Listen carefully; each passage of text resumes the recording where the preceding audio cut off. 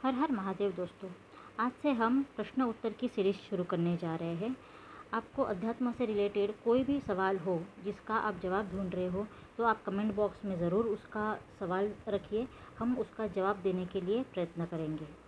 आज का सवाल है, कुछ दिन पूजा पाठ नाम जप अच्छे से होता है, फिर बीच में ही छूट जाता है। उसके बाद बहुत गलत फील होता है कि मुझसे कोई गलती तो नहीं हुई, मुझसे गलत हो गया। फिर दोबारा शुरू करने की कोशिश करते हैं तो मन नहीं करता। अब मैं क्या करूं? दोस्तों, ये बहुत ही आम पड़ने वाला सवाल है अध्यात्म की दृष्टि में। तो इसको हम ऐसे समझते हैं कि सबसे पहले एक बात बिल्कुल साफ समझ लो कि ये जो आपके साथ हो रहा है ये आस्था की कमी नहीं है, लेकिन मन का दबाव है। हम पूजा पाठ जब करते हैं तो अपने ऊपर एक कर्तव्य या परफेक्शन बना लेते हैं। तब मन डर के मोड में चला जाता है। बीच में छूटते ही अंदर से आवाज़ आती है, अब तो सब बिगड़ गया। और यही गिल्ट मन को दोबारा बैठने नहीं देता है। सच्चाई ये है कि ईश्वर आपका कंटिन्यूटी चार्ज नहीं चाहिए, ईश्वर को आपका मन चाहिए।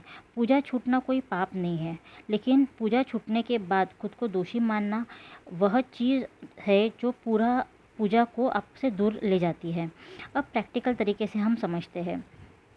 आप जब लगातार कुछ दिन पूजा करते हैं या नाम स्मरण करते हैं, नाम जप करते हैं, तब मन को एक रस मिलता है।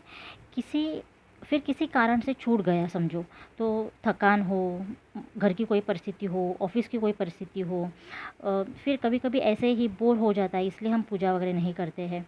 तो जैसे ही ये छूट गया तो मन ने उसे गलती घोषित कर दिया। अब आप दोबारा बैठते हो तो पूजा नहीं चलती, गिनती नहीं चलती। इतने दिन छूट गया, पहले जैसे अभी हो नहीं रहा है, अब क्या फ़ायदा। इस हालत में मन नेचुरली भागेगा। इसका हल पूजा बढ़ाना नहीं है, पूजा का वज़न हल्का करना है। अब हम 3 असरदार एक उपाय अपन देखेंगे जो बहुत ही असरदार है। ये करके देखिए, आपको बहुत फ़र्क पड़ेगा। कि पहला है कि पूजा को 2 हिस्सों में तोड़ दो। एक हिस्सा बैठकर और दूसरा हिस्सा जीते जी। इसका मतलब है कि अगर बैठ के नहीं हो पा रहा है आपसे, तो चलते फिरते, खाना बनाते, कपड़े तय करते हुए मन ही मन नाम ले लो।